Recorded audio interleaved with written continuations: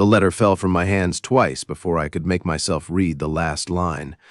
I have buried my mother, my father, and now my only brother. I have no family left in this world, and I do not know where else to write. I stood in my own kitchen with 3 children asleep upstairs and a farm going to seed around me, and I said the only true thing I had left to say. Funny, I wrote back. My children need a mother. My name is Josiah Kane, and I was 31 years old with a dead wife, 3 motherless children, and 400 acres of Nebraska wheat that didn't care whether I lived or died. Hannah had gone 8 months before, taken by a fever that came on fast and left just as fast, and I hadn't cried since the day we buried her because there wasn't time. There was Sarah, 6 years old and quiet as a held breath. There was Thomas, 4, who still asked when Mama was coming home from town. And there was baby Eliza, not yet 1, who I fed from a bottle with hands that shook every single time. I placed the advertisement because Reverend Hollis told me to, and because I was too proud to ask my neighbors for help, and too tired to keep pretending I didn't need it. Women wrote back. 11 of them wanted a farm and a name, and didn't say one word about the children. The 12th was named Margaret Doyle, and her letter didn't ask me a single question about my land or my income. She asked what Sarah liked to eat, and whether Thomas was afraid of thunder, and what color ribbon Eliza's mother might have chosen for her hair. I read that letter 4 times before I answered it. She wrote that her family had died of the same fever that took my Hannah, one after another over a terrible winter in Ohio, until she was the last one standing in a house too big and too quiet for one person. She wrote about her brother last, and that was the letter I answered. She arrived on the noon train in October, in a gray traveling dress gone thin at the elbows, carrying one trunk that looked like it had crossed the country twice before. I almost didn't recognize her from the tintype she'd sent, because grief had thinned her face down to something sharper, something guarded. "Mr. Kane," she said, and put out her hand like we were signing a contract instead of starting a life. "Miss Doyle." I shook it. Her hand was cold and her grip was firm, like she'd decided beforehand not to tremble in front of me. "The children are at the house. Sarah made you something. I don't know what it is yet." That got the smallest crack in her composure, just at the corner of her mouth. "Is it edible?" "We'll find out together." It was a drawing, not food. A crooked picture of a woman with yellow hair standing next to a house with too many windows, and underneath it in Sarah's careful letters it said, "My new mother." Margaret went very still when she saw it. Thomas hid behind my leg and peered out at her with one eye. Eliza, from her basket by the stove, just kicked her feet and hollered, the way she hollered at everyone and no one. "She's loud," Margaret said.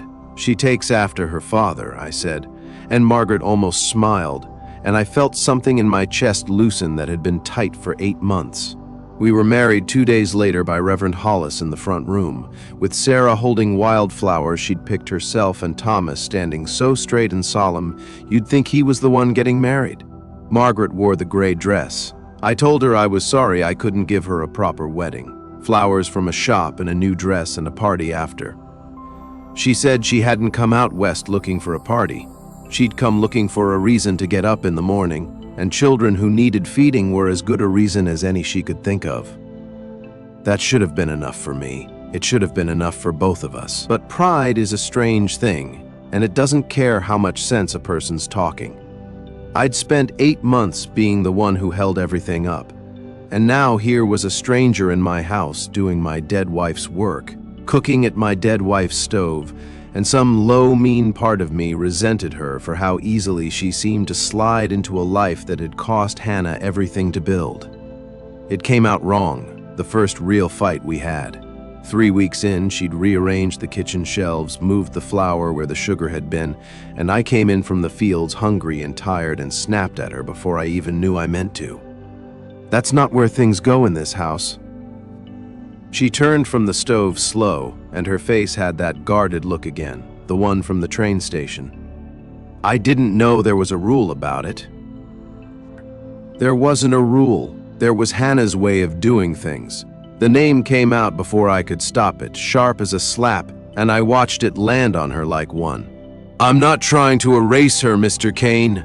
She still called me Mr. Kane then, 3 weeks married. I put the flower where I could reach it without a step stool. That's all it was. "Then put it back." She looked at me a long moment, and I have never in my life felt smaller than I did under that look. "I buried my whole family, Mr. Kane. I am not afraid of a hard word from a tired man, but I would ask you not to speak to me as though I've done something wrong by simply living in this house." She untied her apron, hung it on the hook, and walked out to the porch and left me standing in my dead wife's kitchen feeling like the worst kind of fool. I found her sitting on the porch steps with her arms wrapped around her knees, looking out at the wheat gone gold and heavy in the last of the light. "I'm sorry," I said. "That wasn't fair." "No, it wasn't. She's been gone 8 months, and some days it feels like 8 years, and some days it feels like this morning." I sat down on the step below her, close enough to feel the cold coming off the porch boards. "I don't know how to have somebody else in this house who isn't her. I don't know how to let this be your kitchen, too." Margaret was quiet a long time. "When my brother died," she said finally, "I kept his boots by the door for 2 months. Couldn't move them. Couldn't look at them either. My neighbor finally moved them for me while I was at church, and I was so angry I didn't speak to her for a week. And then one night I realized I hadn't thought about the boots in 3 days, and I cried harder over that than I had over anything else." She looked at me then, really looked, in a way she hadn't since she stepped off that train. "You don't have to let go of her all at once, Mr. Kane. You just have to let there be room." I didn't have an answer for that. I just sat with her until the cold ran us both back inside. And that night, for the first time, she called me Josiah, and I didn't correct her. Winter came on hard and mean that year. Snow up past the fence posts and wind that found every gap in the walls no matter how much I chinked them.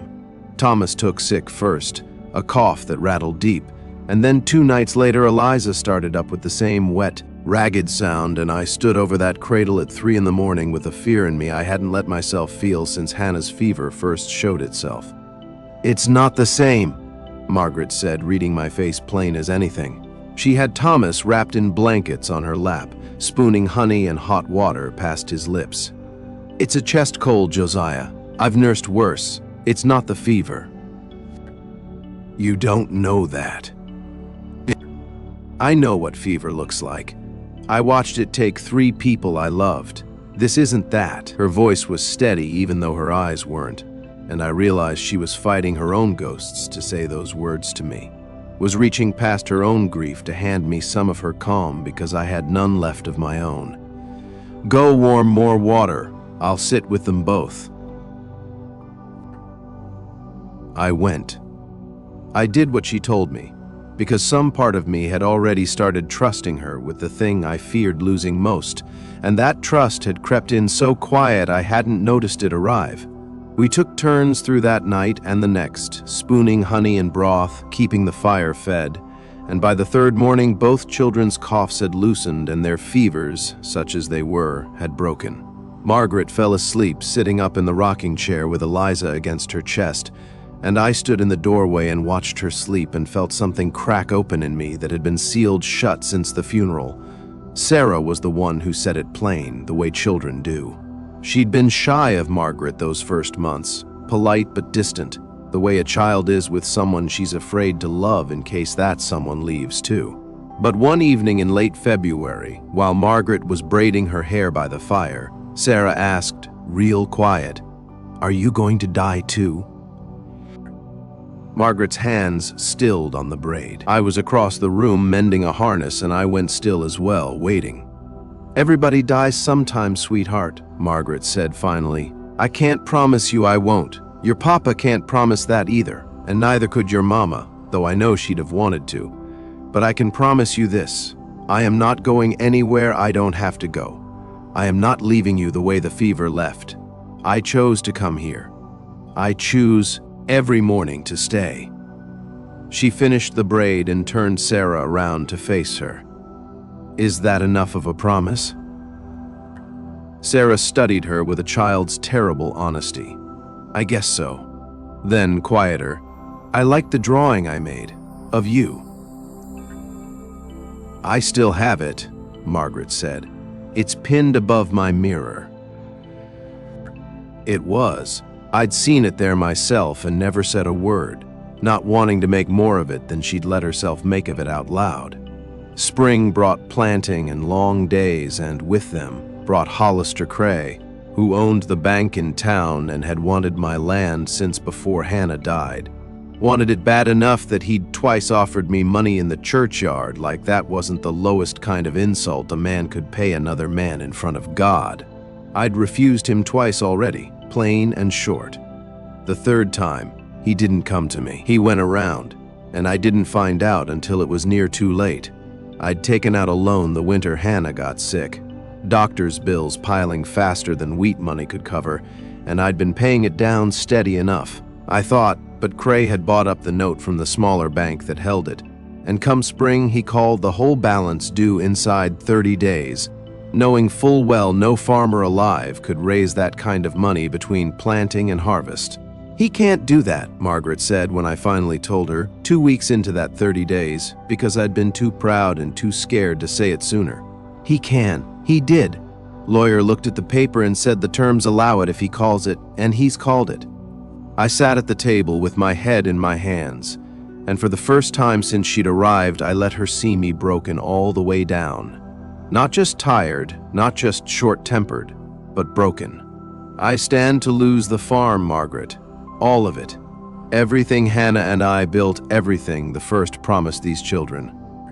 She didn't say a comforting lie. She didn't say it'll be fine. She pulled out the chair across from me and sat and laid her hand flat on the table between us. "Then we find 30 days worth of a fight in us. What do you have that's worth selling? What do you have that's worth doing without?" We sold what we could. The second plow horse, half the seed corn we'd been saving, Hannah's mother's silver that I'd kept in a box and never once considered parting with until I looked at Sarah's face and understood which things actually mattered. Margaret sold her own trunk, the good one she'd carried all the way from Ohio, and when I found out and told her she didn't have to do that, she looked at me steady and said, "I didn't come out here to keep a trunk, Josiah. I came out here for this." She gestured at the kitchen, the children's boots by the door, all of it. "A trunk is just a box. This is the thing I have left."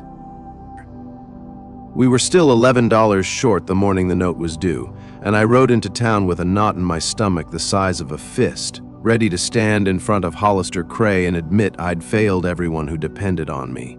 Margaret rode in beside me. I told her she didn't need to see this. She said she wasn't asking my permission. Cray had it set up like a show, papers laid out on his desk, 2 men from the county there to witness, like he wanted the whole town to watch me lose my land. "Well, Kane," he said, folding his hands, "have you brought my money?" "I've brought what I have." I laid it out, every dollar, every coin, counted twice the night before by lantern light. "It's $11 short. I'm asking for 2 more weeks. I will have it. You know I will have it." "I know no such thing." He didn't even look at the money. "Terms are terms." That was when Margaret stepped forward and set a small cloth bundle on his desk, and untied it to show a thin gold band and a locket, the only 2 pieces of jewelry she owned in the whole world, the last things her mother and her brother had left her, the last pieces of the family she'd told me she had none left of. "That should cover the difference, and then some," she said, voice steady as stone, even though her hand, laying that locket down, trembled the whole way. "I'll want a fair price, Mr. Cray, not a robbery." "Margaret, no." I reached for the bundle. "Not that, not those." She caught my hand and held it still, right there in front of Cray and his witnesses, and looked at me with an expression I will remember on my last day on this earth. "They're just things, Josiah. You are not a thing. Those children are not things. I buried the people who gave me these, and I loved them, and I will love them the rest of my life without needing metal to remind me. But I did not marry into a family to watch it broken apart over $11 while I have something in my pocket that could stop it. She turned back to Cray. Weigh it, price it, or explain to this town why a banker refused a fair debt paid in full. Cray's jaw worked like he wanted to argue and couldn't find the ground to stand on. One of the county men leaned over and looked at the gold close and said loud enough for the room to hear that it was worth a good deal more than $11, easily covered the difference and more. Cray had no choice with witnesses standing right there. He took the payment. He signed the note paid in full, his pen dragging like it hurt him to do it, and we walked out of that bank with the farm still ours and Margaret's hand in mine, and I did not let go of it the whole ride home. I didn't say much on that ride. I didn't have the words yet for what had cracked open in my chest. But that night, after the children were down and the house had gone quiet, I found her on the porch again, same as that first hard evening months before, and I sat beside her, same as I had then. You gave away the only things you had left of them, I said. For land. For me. I didn't give it away for land. She was looking at the dark shape of the wheat fields, silver under a half moon. I have no family left in this world, Josiah. That's what I wrote you the very first letter before I even knew your name. I have no family left. And then I came out here, and there was a girl who drew my picture and pinned it above her mirror, and a boy who won't fall asleep unless I'm the one who says goodnight, and a baby who hollers like she owns the whole house, and a man who is hard and proud and scared and good, all at the same time. I looked at that ring and that locket in Cray's office, and I understood something plain. Those were pieces of the family I lost. This. And she turned to me, and there were tears standing in her eyes that she didn't bother to blink away. This is the family I have. I took her face in both my hands, rough and calloused as they were, and I kissed her there on the porch steps under that half moon, the first time since Hannah, the first time I'd let myself want something that badly since grief had hollowed me clean out. And she kissed me back like she'd been waiting on it the whole winter, patient and certain, the way she did everything. I have no family left, she whispered against my mouth, the same words from that very first letter.